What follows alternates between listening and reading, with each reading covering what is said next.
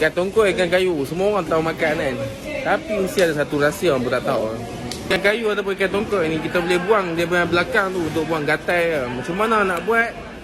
Macam ni. Tapi tak cerita pasal gatai tu, yang tu bahaya sikit. Apa kita check Google ni, saya bukannya doktor nak tahu lah. Tapi apa kata bahaya lah juga macam tu. So nak buang lah macam ni. Depan kita ada tongkol. Kalau kata belah Penang panggil tongkol hitam. Sebab apa? Sirik pendek, isi keras. Kalau kata belah Pantai Timur, yang ni tongkol putih. Mereka Pantai Timur dengan utara tak sama, okey? So cara nak buang dia, okey? Apa angkat ikan ni, apa angkat? Angkat lah apa? Bukan tu ikan. Okey? Apa kepok je. Apa kepok je mekok tu. Sampai terkeluar tu atas bawah. Tu apa pusing saja nampak. Macam dengan apa? Dulu ada Barbie, apa? Potong Barbie yang pusing tu kat belakang ni. Betul apa tarik tu nampak. Yang ni dah keluar, yang ni lah gatal-gatal tu.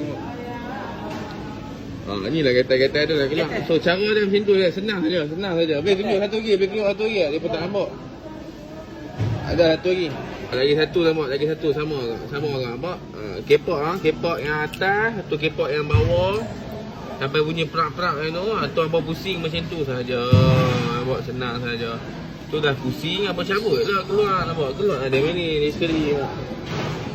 Okay. So dia punya bahayanya gatal, saya tak tahu bahaya ke tak, apa biasa Google sendiri. Tapi saya bagi kat apa cara macam nak buat, okey. Jangan lupa membeli dengan Mentera Bersatu di App Store atau Play Store, boleh download application. Satu-satunya peniaga market yang menggunakan aplikasi untuk menghantar barangan anda, okey. Assalamualaikum warahmatullahi wabarakatuh. Bye bye.